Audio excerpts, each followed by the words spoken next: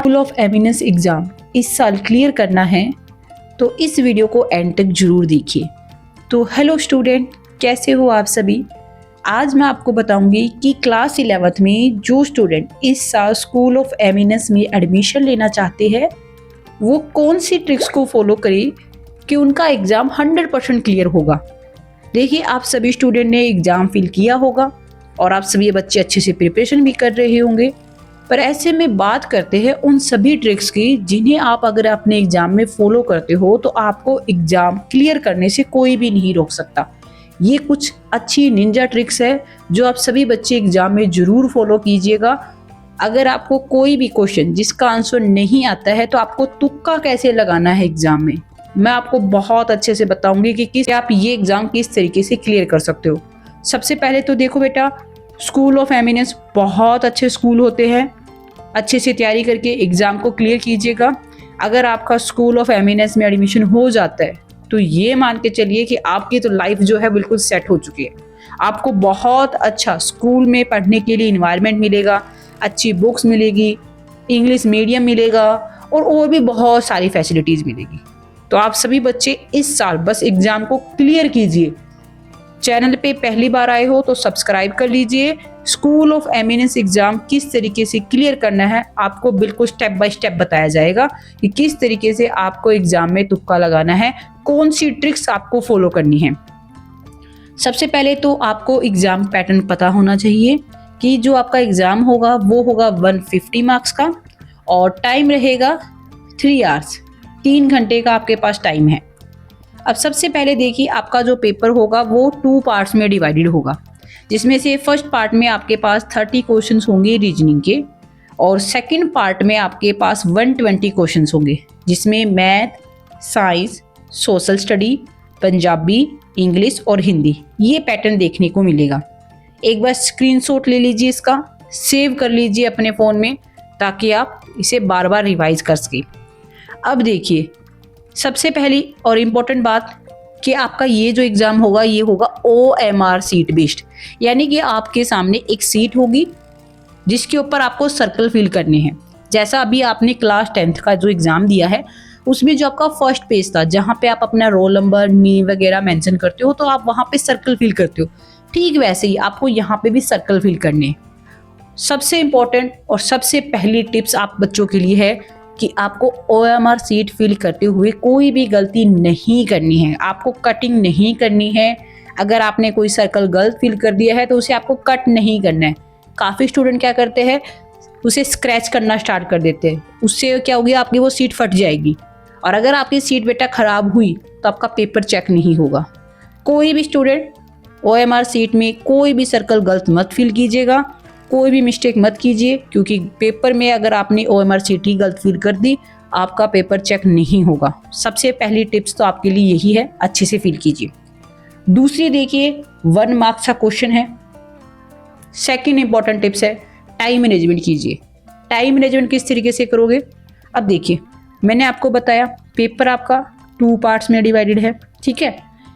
सबसे पहले तो देखिए, काफ़ी स्टूडेंट क्या करते हैं, जैसे पेपर उनके हाथ में आता है स्टार्टिंग क्वेश्चन नंबर फर्स्ट से स्टार्ट करते हैं और क्वेश्चन को अटैम्प्ट करना स्टार्ट कर देते हैं। अब हमेशा याद रखिएगा, पेपर में जो आपके स्टार्टिंग के 10 से 15 क्वेश्चन होते हैं वो और लास्ट के 10 से 15 क्वेश्चन हमेशा डिफिकल्ट होते हैं। अगर आपने स्टार्टिंग क्वेश्चन नंबर 1 से की तो आपको स्टार्टिंग के 10 से 15 क्वेश्चन में से कोई भी क्वेश्चन नहीं आता होगा और फिर आपको क्या लगेगा कि भाई पेपर तो बहुत टफ है, आपको तो कुछ भी नहीं आता। तो ऐसे में कहीं ना कहीं आप डीमोटिवेट हो जाओगे। तो ज़रूरी है कि पहले स्टार्टिंग में अच्छे से एक बार ये देखिए कि स्टार्टिंग के जो क्वेश्चंस होते हैं वो टफ ही होते हैं, आपको उन्हें देख के डरना नहीं है। तो अब बात आती है कि मैम चलो मान लिया पेपर तो टफ आता है स्टार्टिंग के 10 से 15 क्वेश्चन, फिर कैसे करना है।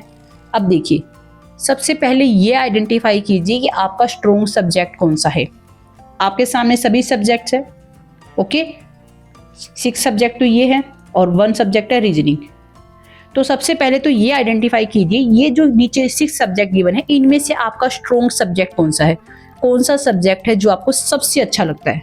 एक बार मुझे कमेंट करके भी बताइए कि इनमें से कौन सा सब्जेक्ट आपका फेवरेट है, जिसे करने में आपको सबसे ज़्यादा कंफर्टेबल रहता है कि हाँ इस सब्जेक्ट में मुझे बड़ा मज़ा आता है, मैं बहुत ईजिली क्वेश्चन को सोल्व कर लेता हूँ। वो सब्जेक्ट आइडेंटिफाई कीजिए।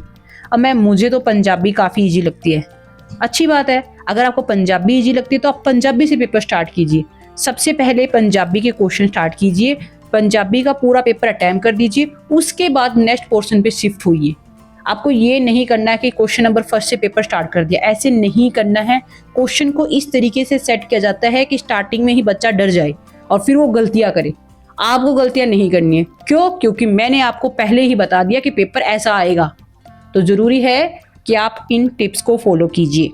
अब देखिए, आपने अपना फेवरेट सब्जेक्ट अटेम्प्ट कर लिया और मुझे पता है आप में से मोस्टली स्टूडेंट ऐसे होंगे जिन्हें सोशल साइंस और साइंस अच्छी नहीं लगती हुई। मुझे पता है मोस्टली स्टूडेंट, मैं हर एक बच्चे की नहीं बोल रही हूँ, कुछ एक स्टूडेंट होते हैं जिन्हें साइंस बहुत अच्छी लगती है। किन्हें लगती है मुझे कमेंट करके जरूर बताइए। बट यहाँ पे मेरी एडवाइस रहेगी कि आप अपने फेवरेट सब्जेक्ट के बाद साइंस या फिर सोशल स्टडीज दोनों में से एक पेपर को अटेम्प्ट कीजिए। क्यों? क्योंकि देखिए, यहाँ पे आपको स्ट्रेट फॉरवर्ड क्वेश्चंस देखने को मिलते हैं। स्ट्रेट फॉरवर्ड मीन्स अगर आपने क्वेश्चन पढ़ा, आपके पास सामने 4 ऑप्शंस होंगे, अगर आपको आंसर आता होगा तो आप टिक कर देंगे, अदरवाइज क्या है, आप उसे क्वेश्चन को एक बार के लिए होल्ड पे रख दीजिए कि मैं इसे बाद में अटेम्प्ट करूंगा। इससे एक अच्छी चीज ये हो जाती है कि आपका टाइम मैनेजमेंट हो जाता है कि आप फटाफट से एक जो पोर्शन है उसे कंप्लीट कर देते हो। ओके, और पेपर बहुत ईजी आता है, बहुत ईजी। जो मैं नोट्स शेयर कर रही हूँ, जो पेपर शेयर कर रही हूँ, बस वो कर लीजिए, मोर देन इनफ है। आपका एग्जाम क्लियर होने से कोई भी नहीं रोक सकता, कोई भी।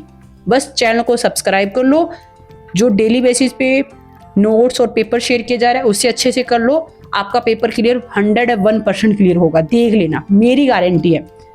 तो मेरी नेक्स्ट टिप्स यही रहेगी कि साइंस और सोशल स्टडी इन दोनों पोर्शन में से कोई भी एक पोर्शन अटेम्प्ट करना स्टार्ट कर दो, आपका पेपर बहुत अच्छा जाएगा। नेक्स्ट टिप्स आपके लिए रहेगी कि आप टाइम मैनेजमेंट को सीखिए। टाइम मैनेजमेंट किस तरीके से? देखिए, आपका जो पेपर है वो 3 आवर्स में आपको कंप्लीट करना है। ओके, आपको टाइम मैनेजमेंट करनी है कि आपके पास 3 आवर्स टाइम है, तो उसमें से आप सबसे पहले 2.5 आवर यानी कि 2.5 घंटे आप पेपर को सोल्व कीजिए। आपको OMR शीट फिल नहीं करनी है। आपके क्लास में जो टीचर होंगे वो आपको बार बार बोलेंगे OMR शीट फिल करो, OMR शीट फिल करो, और आपको शांति रखनी है, आपको किसी को कुछ नहीं बोलना। आप सबसे पहले खुद से पेपर को अटेम्प्ट कीजिए और देखिए किस तरीके से करना है आपको। जैसे यहाँ पे मैंने ऑलरेडी टिक कर रखे ना, ऐसे बस आपको अपने पेपर में इस तरीके से टिक कर देना है कि हाँ इसका आंसर ये है।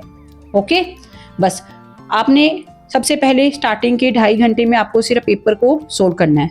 लास्ट के मिनिमम आपको 30 मिनट चाहिए OMR शीट फिल करने के लिए, मिनिमम बता रही हूँ। आप इसे 30 से बढ़ा के 40 कर सकते हो, 45 कर सकते हो। ओके, लास्ट के 30 मिनट्स में आपको OMR शीट फिल करनी है।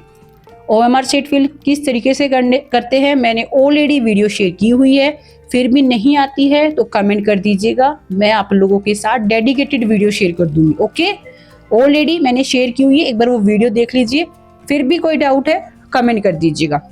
तो आपको टाइम मैनेजमेंट करके चलना है, पहले से डिसाइड करके चलिए घर से कि मुझे इतने घंटे में पेपर अटेम्प्ट करना है, इतने टाइम में मुझे OMR शीट फिल करनी है।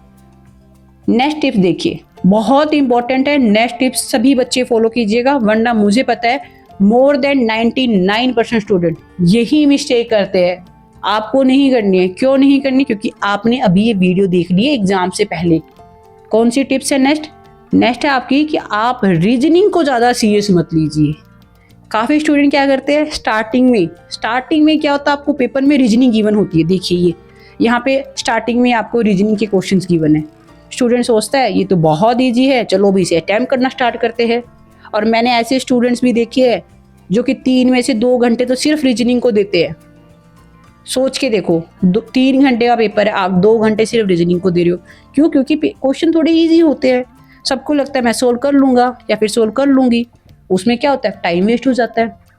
तो आपको ये चीज़ माइंड में लेके चलना है कि रीजनिंग आपको बार बार बोलेगी आओ मुझे सोल्व करो, पर आपको बार बार नहीं जाना है इस तरीके से। मतलब यहाँ पे आपको थोड़ा सा ये सोचना है कि आपको ये पोर्शन किस तरीके से अटेम्प्ट करना है। एक बार रीजनिंग का पोर्शन स्टार्ट कीजिए तो जल्दी से जितने क्वेश्चंस आपको आते हैं 1 टाइम में उसे अटेम्प्ट कर दीजिए। जिस क्वेश्चन में आपको ज़्यादा टाइम लग रहा है उसे एक बार होल्ड पे रख लीजिए, उसे सर्कल कर लीजिए। जैसे मान लेते हैं आपको क्वेश्चन नंबर 9 नहीं आता, अब उसे सर्कल कर लीजिए इस तरीके से कि आपको ये दोबारा से क्वेश्चन सोल्व करके देखना है। नहीं आता है तो जो मैम ने ट्रिक्स बताई है वो फॉलो करनी है। निंजा हथौड़ी की कुछ अच्छी ट्रिक्स बताऊंगे आपको, वो फॉलो करनी है आपको तुक्का लगाने के लिए। ओके, समझ चुके हो कि आपको किस तरीके से पेपर अटेम्प्ट करना है। अब बात करते हैं कि एग्जाम में आप पेपर दे रहे हो, आपने क्वेश्चन पढ़ा, आपने ओन आंसर भी देख लिए, ऑप्शन देख लिए सारे, पर आपको आंसर नहीं पता, आपको ये समझ नहीं आ रहा है कि इनमें से आंसर कौन सा है। बहुत इम्पॉर्टेंट ट्रिक्स है, सभी बच्चे नोट कर लीजिए कि जब भी आप कोई क्वेश्चन रीड करें उसके चारों ऑप्शंस को देखिए, उसमें से जो सबसे बड़ा ऑप्शन होगा वही आपका आंसर होगा। आपको मैं एक एग्जांपल भी दिखाती हूँ। ये आपके सामने अब एक एग्जांपल है, क्वेश्चन नंबर 88 है। ठीक है, आपको बताना है कि इनमें से होमोलॉग्स सीरीज के बारे में कौन सा जो ऑप्शन है वो सही है। मान लेते हैं आपको इसका आंसर नहीं पता, कैसे सोल्व करोगे? अब ये देखो, इसके ऑप्शन चेक करो, ऑप्शन नंबर ए, बी, सी और डी, इनमें से सबसे बड़ा ऑप्शन है ऑप्शन नंबर बी, तो यही इसका सही आंसर है। बहुत इंपॉर्टेंट ट्रिक्स है, आपकी ये ट्रिक कभी फेल नहीं होती है, बस इस ट्रिक को फॉलो कीजिए, but only in that case जब आपको कोई भी आंसर ना आता हो। बट मुझे पता है आप ऐसे स्टूडेंट नहीं हो, आप पढ़ने वाले बच्चे हो भाई। इस चैनल पे जो देख रहा है वो पढ़ने वाला बच्चा ही है ना। तो नोट शेयर कर रही हूँ, वो अच्छे से रिवाइज कर लो, और जहाँ पे भी आपको ये लगे कि आपको इसका आंसर नहीं पता तो आपको यही तुक्का लगाना है कि जो सबसे बड़ा ऑप्शन है वही आपका आंसर है। ये हमेशा आपकी ट्रिक हमेशा काम करेगी। ओके, तो ये कुछ ट्रिक्स है जो आपको फॉलो करनी है। अच्छे से तैयारी कीजिए, नोट्स जो शेयर कर रही हूँ नोट्स को अच्छे से प्रिपेयर कर लीजिए। लास्ट आप सभी बच्चों के लिए टिप्स रहेगी मेरी कि एक बार जो नोट्स शेयर किए जा रहे हैं उन्हें अच्छे से रिवाइज जरूर कर लीजिए। जो पेपर शेयर किया जा रहा है पेपर को अच्छे से सोल्व कर लीजिए, ईच एंड एवरी क्वेश्चन को, और चैनल को सब्सक्राइब करके अपने दोस्तों के साथ भी शेयर कर दीजिएगा। जो स्टूडेंट दूसरों की हेल्प करता है ऊपर वाला उनकी भी हेल्प भी करता है। देखिएगा आपका एग्जाम बहुत अच्छा होगा, बस अच्छे से तैयारी कीजिए। ओके, और अगर आपको कोई भी डाउट है किसी भी तरीके का तो आप नीचे पिन कमेंट में एक ग्रुप का लिंक गिवन है, व्हाट्सएप और टेलीग्राम ग्रुप में जुड़ जाइए। वहाँ पे ऑलरेडी क्लास 10 के बहुत सारे बच्चे हैं जो कि स्कूल ऑफ एमिनेंस की तैयारी कर रहे हैं, जिनके साथ डेली बेसिस पे नोट शेयर किया जा रहा है और जो पेपर शेयर किए जा रहे हैं, तो आप भी उनके साथ जुड़िए, तैयारी कीजिए।